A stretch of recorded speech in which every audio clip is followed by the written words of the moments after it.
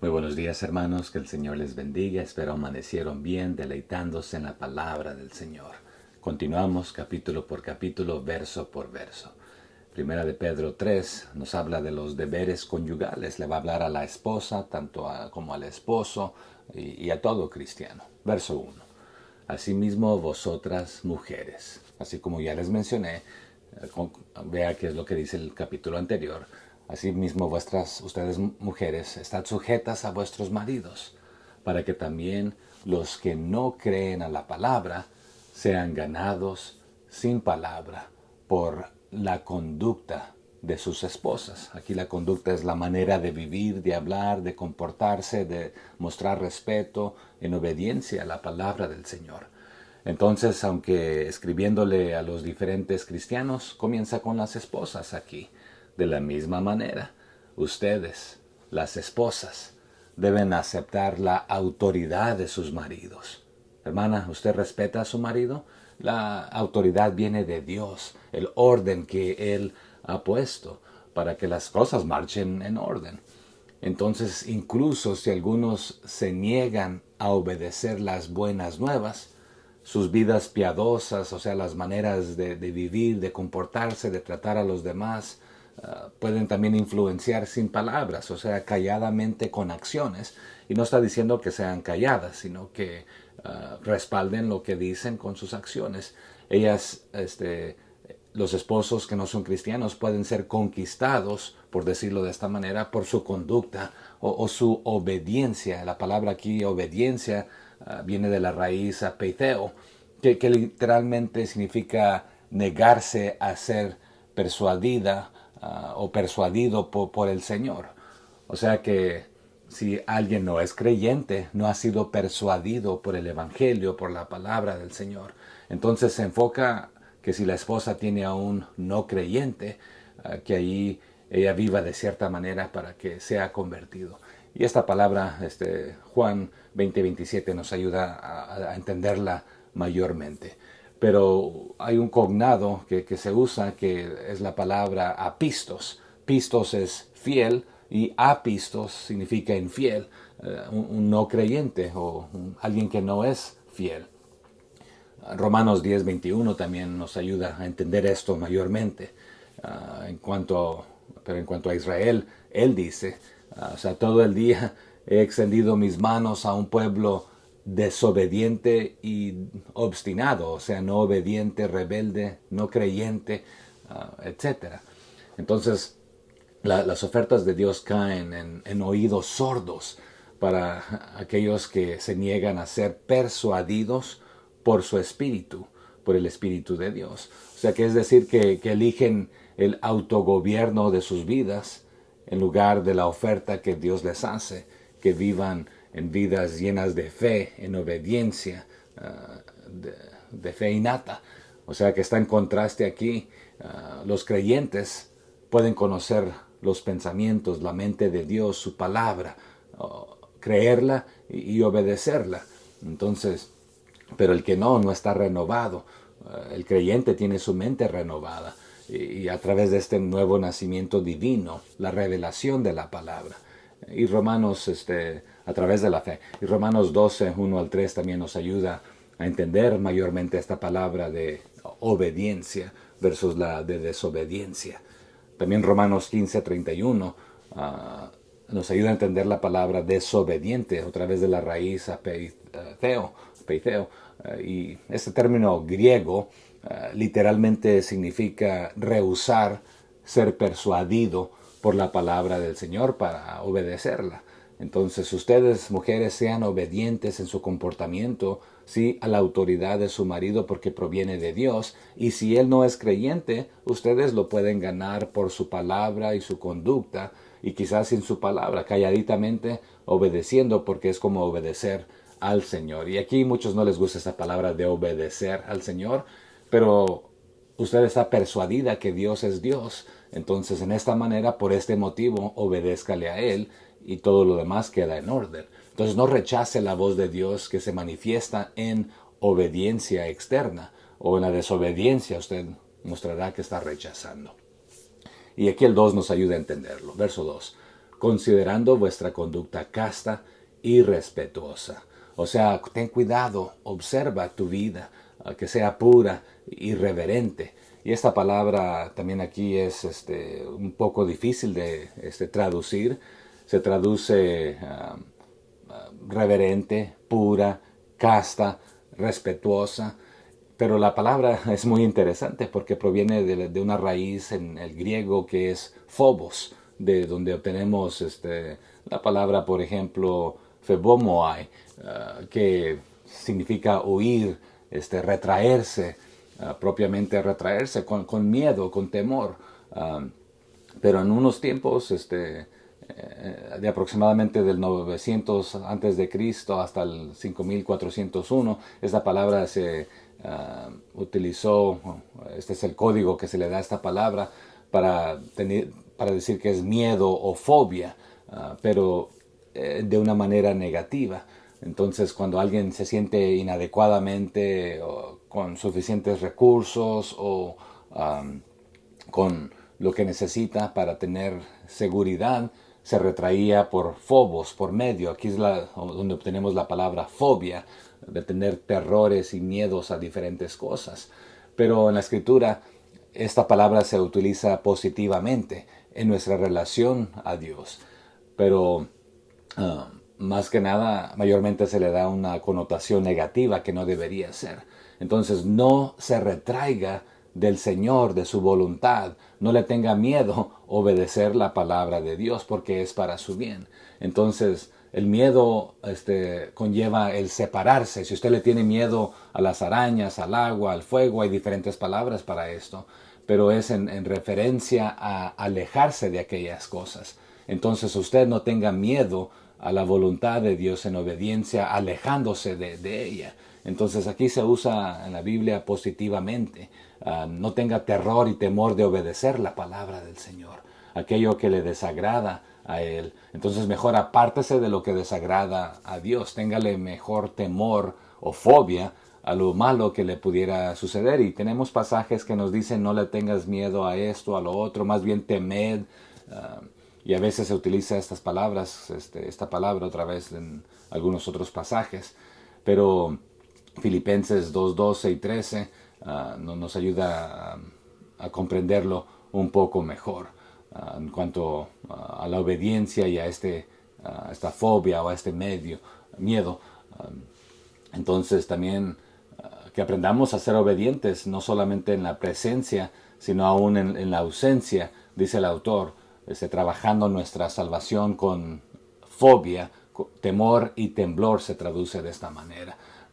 Y más tarde dice, porque es Dios quien trabaja en nosotros, tanto el querer como el hacer para su buena voluntad. Entonces aquí nuevamente este temor de alejarnos. Primera Timoteo 5:20 también nos dice que aquellos que continúan en su pecado, en este aspecto que rechazan estar en la presencia del Señor, entonces su descanso, lo demás será también una fobia, pero otra vez fobia aquí de pecado. Pero bueno, suficiente de este verso 2. Dice el 3, vuestro atavío no sea el externo, de peinados ostentosos, de adornos de oro o de vestidos lujosos. Y no está diciendo que no te vistas bien, que no le des lo mejor al Señor, etc. Pero no te preocupes más por la belleza exterior, no te enfoques más en esto, en los peinados elegantes, las joyas costosas o la ropa hermosa, lujosa, cara. Y no está diciendo que un cristiano no la puede tener, que ese no sea tu mayor enfoque prácticamente. Entonces, en contraste, ¿en qué te debes enfocar si no te puedes enfocar en aquellas cosas? Bueno, dice el verso 4, sino enfócate en lo interno, ¿verdad? Sino el interno, que ese sea tu enfoque, el del corazón, en el incorruptible versus lo corruptible que acaba de mencionar. Incorruptible ornato de un espíritu afable y apacible, que es de grande estima delante de Dios. ¿Quieres saber qué es lo que Dios estima? Es lo de adentro. No lo de afuera, lo externo, lo que puede aparentar o aún hasta cierto punto convencer a otros de que todo está bien. No, eso no es una señal de ser espiritual. Y le dice en el 4, por el contrario, debéis vestiros de la hermosura que viene del interior, la hermosura inmarcesible de un espíritu apacible y apacible que es tan preciosa para Dios. Entonces lo que Dios valora más es lo interno. El 5. Porque así también se ataviaban en otro tiempo aquellas santas mujeres que esperaban en Dios, estando sujetas a sus maridos. Entonces estas mujeres mostraban su amor para con Dios, este atavío interno de obediencia a sus esposos, porque últimamente están obedeciendo y respetando a Dios, temiendo no obedecerle a Dios, pero no una fobia otra vez negativa, sino apartándose del mal. Entonces, así se embellecieron las santas mujeres de la antigüedad. Ese ejemplo les dieron. Pusieron su confianza en Dios y aceptaron la autoridad de sus maridos porque Dios mismo se las dio y es Él a quien obedecían a Él. Ellas obedecían a Él con su palabra, con su conducta. Y aquí les va a dar un ejemplo a las hermanas de quién lo hizo. El 6. Como Sara obedecía a Abraham, llamándole Señor, de la cual vosotras habéis venido a ser hijas, si hacéis el bien sin temer ninguna amenaza. Y aquí otra vez la palabra temer, ¿verdad? No temiendo la amenaza, sino temiendo la palabra del Señor en obediencia, teniendo fobia de no obedecerla, pero no otra vez en una manera negativa, sino positiva. Entonces les está diciendo, por ejemplo, Sara obedeció a su esposo Abraham, y lo llamó su amo, su señor, o sea, con respeto, tratando a su marido con respeto. Vosotras sois sus hijas cuando hacéis lo recto, sin miedo a lo que puedan hacer vuestros maridos. Independientemente a si él es bueno o no, cristiano o no, sométete para que si no es cristiano, lo puedas ganar con tu conducta, con tu comportamiento, con tu respeto, con tu obediencia de respeto a la palabra del Señor. Y en obediencia se puede traducir. Verso 7. Pero ahora aquí cambia a hablarle a los maridos. Vosotros maridos igualmente, otra vez relacionado con todo lo anterior, vivid con ella sabiamente, dando honor a la mujer como a vaso más frágil y como a coherederas de la gracia de la vida, para que vuestras oraciones no tengan estorbo. Entonces, aquí la idea es de que el marido también se somete a Dios, pero ama y trata a su esposa con ternura, con cariño, con amor. Y pues una esposa diría, pues así a quien no pudiéramos someternos, pero realmente pues últimamente se someten al marido porque está con autoridad de Dios. Entonces, de la misma manera, ustedes los esposos deben honrar a sus esposas. Trate a su esposa con comprensión, al vivir juntos, al cuidar de ella como vaso frágil, y no porque sea débil en el sentido físico, pero internamente, físicamente, emocional, espiritual, en todo aspecto. Trátela con cuidado. Ella puede ser más débil que tú, sí, físicamente, pero es tu compañera igualitaria, podríamos decir, en el regalo de Dios de la nueva vida. O sea que Dios a ambos les impartió la misma vida eterna, tienen el mismo valor. Trátala de esta manera, trátala como debes, para que tus oraciones no sean obstaculizadas al tú orar a Dios y estás viviendo mal, tratando mal a tu esposa. Entonces trátala bien para que tus oraciones sean con una buena conciencia, sin obstáculo. Y eso es lo que va a pasar aquí en el siguiente verso, 8. Les va a hablar de una buena conciencia. Y aquí va a ser para todos, para ambos, el esposo y la esposa, y para todo creyente. Verso 8. Finalmente, sed todos de un mismo sentir, compasivos, amándoos fraternalmente, misericordiosos, amigables. Entonces, aquí va para la esposa, para el esposo, para los casados, para los no casados, para todo creyente. Entonces les está diciendo por último, en cuanto a esta sección, todos vosotros sed de un mismo sentir, aquel sentir que hubo en Cristo prácticamente. sean, ayúdense, trátense bien los unos a los otros, sean simpatizantes, y va más allá.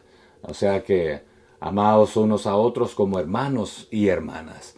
En el griego literalmente nos habla que ámense con el amor fraternal. ¿Y quién me ayuda con fraternal ahí? Bueno, ya hemos visto esta palabra, ¿verdad?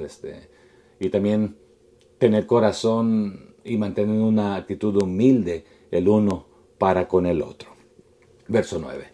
No devolviendo mal por mal, ni maldición por maldición, sino por el contrario, bendiciendo, sabiendo que fuisteis llamados para que heredaseis bendición. Entonces, no se venguen, no se traten. Si un cónyuge le hizo mal al otro, el otro no responda con la misma maldición. Es más, haga lo contrario, bendiga, haga el bien, recordando y sabiendo y estando firme que de dónde te sacó el Señor, cómo fuiste llamado, qué es lo que vas a heredar, que eres coheredero con Cristo. Entonces no devuelvan mal por mal, no tomes represalias con insultos cuando los otros te insulten. Y aquí puede otra vez ser el contexto de un esposo y una esposa, de amigos, de hermanos en la iglesia. Es para todos. Entonces, prácticamente cuando la gente te insulte, no los insultes. En cambio, a lo contrario, tú devuélveles una bendición a la maldición. Alguien que me dé un pasaje allá de Romanos, si no me equivoco, que cuando haces bien a tu enemigo, amontonas ascuas de fuego, algo así por el estilo, que no te vengues tú, sino que deja la venganza al Señor. Pero, concédele una bendición, otórgale esto. Verso 10. Porque el que quiere amar la vida y ver días buenos, refrene su lengua de mal y sus labios no hablen engaño. Y aquí lo que está diciendo, está citando cita de otro pasaje, de otra parte de la Biblia. Entonces está diciendo porque las escrituras dicen, si quieres disfrutar de la vida, alguien que me diga dónde dice esto, y ver muchos días felices, guarda tu lengua de hablar mal y tus labios de decir mentiras. Alguien, por favor, escriba en los comentarios qué pasaje dice algunas palabras similar a esta que el autor aquí, Pedro, está citando. Y el 11 nos dice de la siguiente manera: apártese del mal y haga el bien, busque la paz y sígala. O sea, no, más claro no puede estar, ¿verdad? Apártese del mal y haga el bien, busque la paz y trabaja para mantenerla, porque no siempre es fácil. Entonces échale ganas, esfuérzate, sé intencional en este aspecto. Y estos tres versículos van conectados, del 10 al 12. Porque los ojos del Señor están sobre los justos y sus oídos atentos a sus oraciones. Pero, el rostro del Señor está contra aquellos que hacen el mal. Entonces, lo que él está diciendo aquí es que la realidad es esta. Los ojos del Señor velan por los que hacen el bien y los oídos, o sea que Él está cuidando y atento por ellos. Y los oídos de Dios están abiertos a sus oraciones. Y aquí también esto va de la mano con lo anterior, que para el marido, para que no tenga ningún estorbo, ame a su esposa, trátela bien, cuídela, respétela, honrela, etcétera, así como honrar al Señor, ¿verdad? Entonces, pero los oídos del Señor están abiertos a las oraciones de aquellas personas.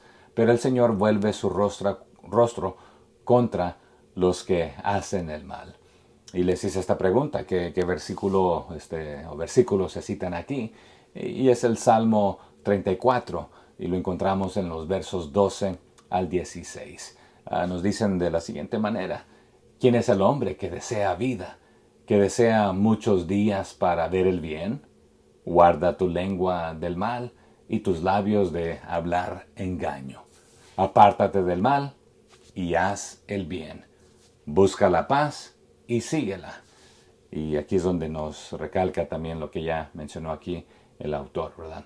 Los ojos de Jehová están sobre los justos, aquellos que hacen el bien, que obedecen la palabra del Señor, que se someten a Él, que se aman los unos a los otros, que han sido justificados, que han creído, no que han sido desobedientes, que no han sido convencidos por la palabra del Señor. Entonces los ojos de Jehová están sobre los justos y atentos sus oídos al clamor de ellos. Y nos dice el verso 16 de ahí, la ira de Jehová contra los que hacen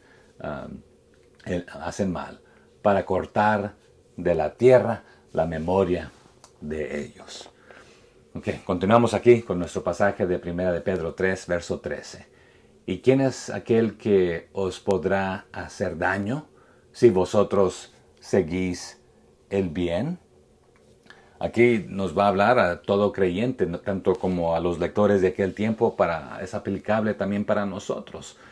Y nos va a invitar prácticamente, o preguntando aquí, pero va a hablar de sufrir por hacer el bien. Entonces dice el 13, ahora bien, ¿verdad? ¿Quién querrá hacerte daño si te afanas por hacer el bien? Entonces una pregunta aquí, ¿verdad?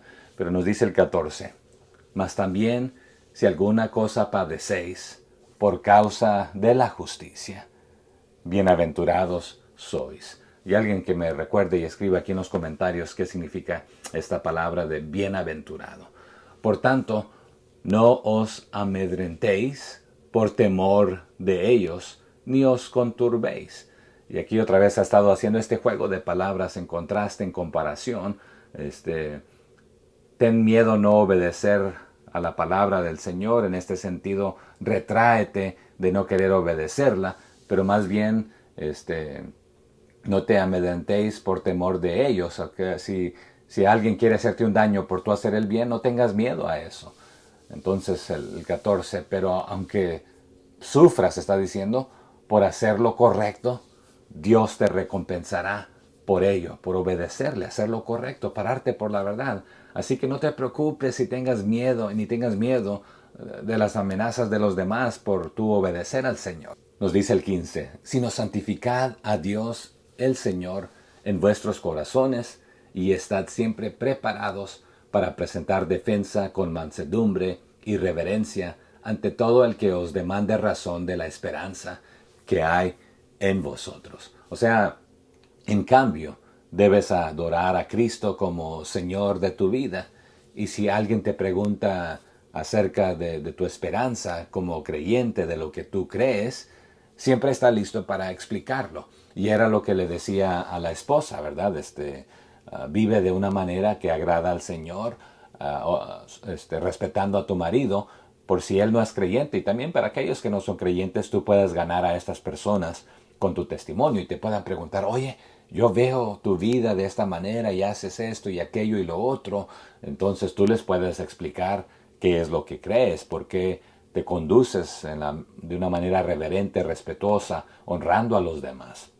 Si no van a decir, ese es hipócrita, mira, en el templo hace esto y afuera hace esto. 16. Teniendo buena conciencia para que en lo que murmuran de vosotros como de malhechores, sean avergonzados los que calumnian vuestra buena conducta en Cristo. O sea, háganlo, pero háganlo con mansedumbre y respeto.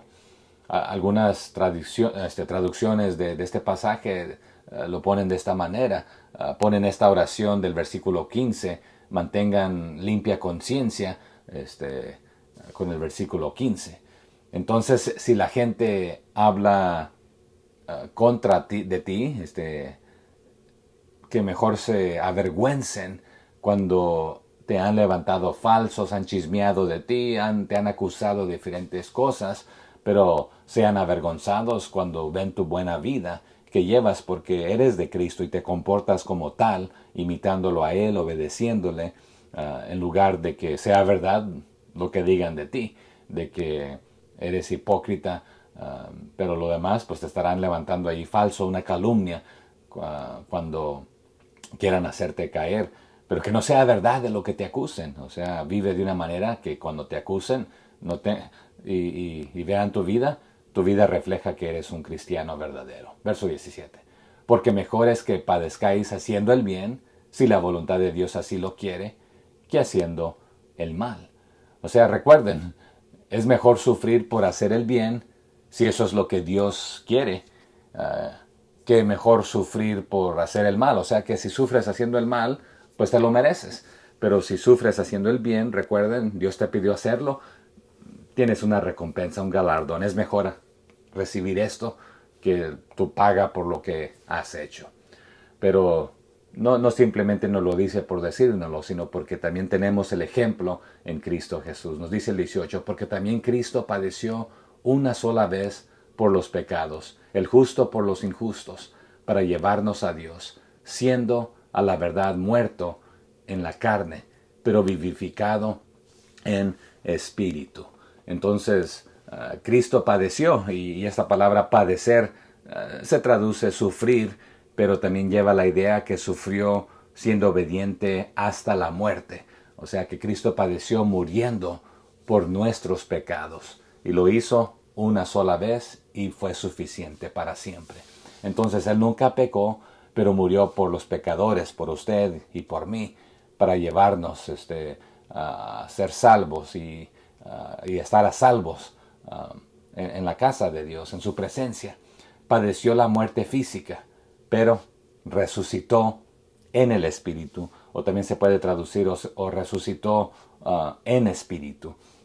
Entonces, Él tomó su vida. Dice, nadie me la quita, yo la pongo, pero también tiene la potestad para tomarla de nuevo. Nos dice el 19, en el cual también fue y predicó a los espíritus encarcelados. Y por eso es que se traduce a veces también en espíritu o por el espíritu. En este espíritu es que fue y predicó a los espíritus encarcelados. Así que fue y predicó a ellos también. Nos dice el verso 20. Los que en otro tiempo desobedecieron cuando una vez esperaba la paciencia de Dios en los días de Noé, mientras se preparaba el arca, en la cual pocas personas. ¿Y por qué pocas? Bueno, es decir, ¿cuántas fueron? Bueno, aquí nos da la respuesta, ¿verdad?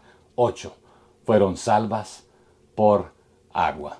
Entonces aquí tenemos el Evangelio representado en el tiempo anterior. Este mismo espíritu, a través de Noé, se les predicó a aquellos que no creían que se metieran al arca, que aquí es figurativo de Cristo, pero no quisieron, fueron desobedientes, hicieron hoy caso omiso. Pero aquellos que creyeron fueron salvos por agua, el arca que es representante de Cristo. Y los que no, pues se ahogaron en esta misma agua, ¿verdad? Verso 20. Los que nos está diciendo, los que desobedecieron a Dios hace mucho tiempo atrás, cuando Dios esperó pacientemente mientras Noé estaba construyendo su barca, el arca. ¿Y cuánto tiempo se llevó? Bastante, ¿verdad? Entonces, ¿pero qué sucedió? Solo 8 personas se salvaron de ahogarse en esa terrible inundación o diluvio, sería la palabra aquí, ¿verdad? En griego, salvado por medio del agua, o del agua, del diluvio, es lo que está diciéndonos ahí. Verso 21. El bautismo que corresponde a esto ahora nos salva, no quitando las inundaciones de la carne. Y aquí un juego de palabras nuevamente con el diluvio, el agua, sino como la aspiración de una buena conciencia hacia Dios por la resurrección de Jesucristo. Entonces ahora toma aquella agua del diluvio que también ahogó a muchas personas, que fueron salvas de esta agua por medio del arca que es Jesucristo, y ahora esta misma agua, hablando de nuestros tiempos, ¿verdad?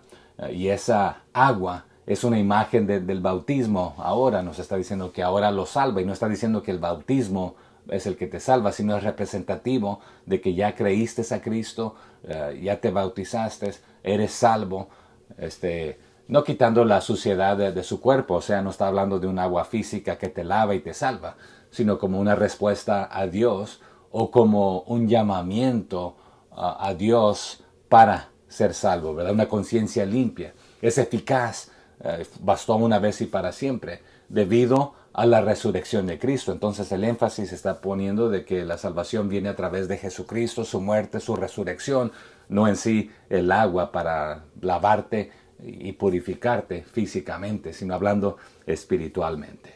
Verso 22. Quien habiendo subido al cielo, hablando de Jesucristo que resucitó, está a la diestra de Dios, y a Él están sujetos ángeles, autoridades y potestades. Y por este mismo, Él es quien nos da autoridad. Respeta, mujer, la autoridad de tu marido, pero marido, respeta y honra a tu esposa. Trátense bien todos los unos a los otros, son salvos, son creyentes. Porque Cristo se ha ido al cielo, pero no solamente nos ha dejado aquí, sino que está sentado en el lugar de honor junto a Dios. Y Él es el que nos invita a hacer esto. Y todos los ángeles y autoridades y potestades aceptan su autoridad. Entonces tú también acepta su autoridad. Hombre, mujer, creyente, todos ustedes. Bueno, ahí está la lectura del día de hoy con breves comentarios. Compártame lo que usted está aprendiendo. Animémonos los unos a los otros. Comparta este video, suscríbase. Compártame ahí en los comentarios lo que usted aprendió en su tiempo con el Señor. Que Él le bendiga y le continúe utilizando. Bendiciones.